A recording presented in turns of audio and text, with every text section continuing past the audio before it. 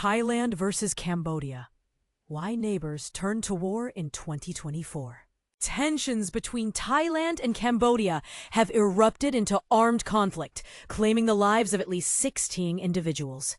This violent confrontation represents the most severe clash between the two neighboring Southeast Asian countries in over a decade, stemming from a border dispute that dates back over a century.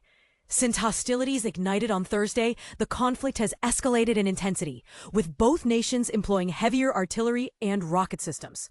The fighting has now been reported in 12 different locations, a significant increase from the initial 6.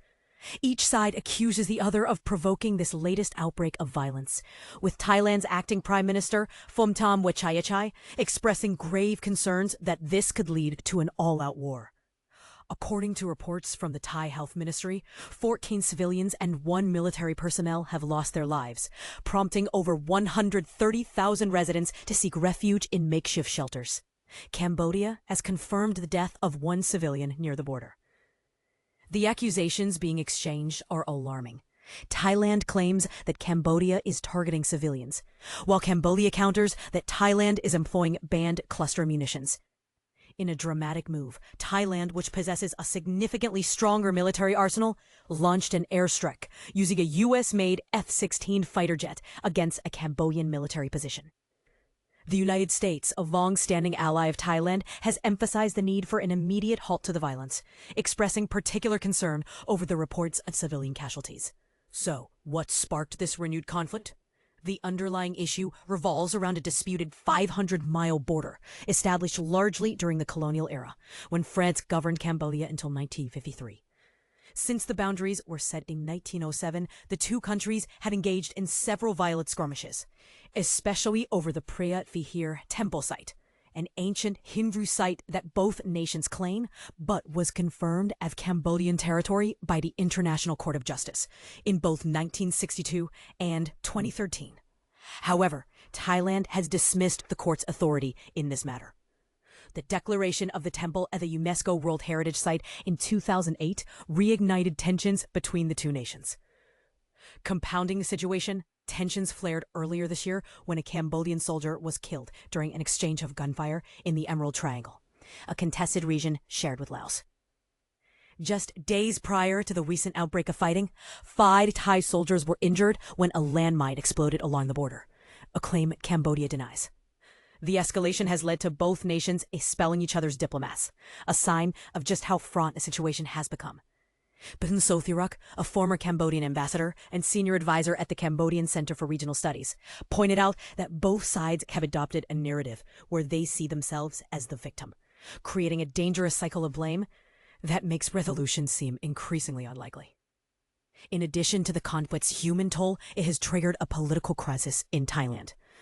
Prime Minister Paetongtarn Shinawatra faced suspension earlier this month, following a leak of a controversial phone conversation between her and Hun Sen, the longtime leader of Cambodia who passed power to his son but remains influential. Paetongtarn's call, meant to de-escalate the situation and apparently aimed at calming tensions, has drawn ire back home, particularly as she criticized a commander of the Thai military during the exchange. This situation has led to concerns over the military's influence in shaping Thailand's foreign policy toward Cambodia, revealing a level of disconnect where the civilian government seems to lack control over military actions. As tensions mount, Cambodia has appealed to the United Nations Security Council, citing Thailand's actions as unprovoked and premeditated, while Thailand insists that dialogue can only resume post-Cambodia's cessation of hostilities. Interestingly, China has offered to mediate the conflict, though its closer ties to Cambodia complicates perceptions in Bangkok. Finding a peaceful resolution to this escalating conflict will prove challenging for both Thailand and Cambodia. The autonomy of the Thai military has created a diplomatic gap that has historically prevented a lasting resolution to border disputes. This ongoing saga raises the question, can two nations entangled in such long-standing grievances find common ground? Or are they destined for more cycles of violence? What do you think? Let's hear your thoughts in the comments. Cambodia and Thailand. Urgent call for ceasefire amid border clashes. In a dramatic turn of events, Cambodia has urgently called for an immediate ceasefire with Thailand, following 2 days of intense cross-border skirmishes between these neighboring Southeast Asian nations. The Cambodian ambassador to the United Nations, Preah, emphasized that the request for a truce was made unconditionally, highlighting the nation's desire for a peaceful resolution to the ongoing conflict. As of now, Thailand has not publicly responded to this ceasefire appeal. However, it has taken significant measures by declaring martial law in 8 districts that border Cambodia, indicating the seriousness of the situation. The violence has already resulted in the tragic loss of at least 16 lives and has displaced tens of thousands of individuals in both countries, with each side accusing the other of initiating the hostilities that erupted on Thursday. In a concerning statement, Thailand's acting Prime Minister, Phumtham Wechayachai, warned that the situation could escalate into a full-blown war. He noted that the clashes have now involved heavy weaponry and have spread to 12 different locations along the border, raising alarms about the potential for further violence. Adding to the tension, Thailand has accused Cambodia of targeting civilian areas with its fire, prompting the evacuation of all villages within the range of its artillery. Conversely, Cambodia has alleged that Thailand is employing cluster munitions in the conflict, an internationally banned weapon due to its indiscriminate impact on civilian populations. Thailand has yet to address these serious allegations. In the midst of this turmoil, Thailand's foreign minister conveyed to Reuters that there was no need for third-party mediation, despite calls from global leaders for an immediate ceasefire. Malaysian Prime Minister Anwar Ibrahim, who currently chairs the Association of Southeast Asian Nations, ASEAN, had previously offered to mediate discussions between the two nations. The United States has also joined the chorus of voices urging for an immediate cessation of hostilities, protection of civilians, and a peaceful resolution to the conflict.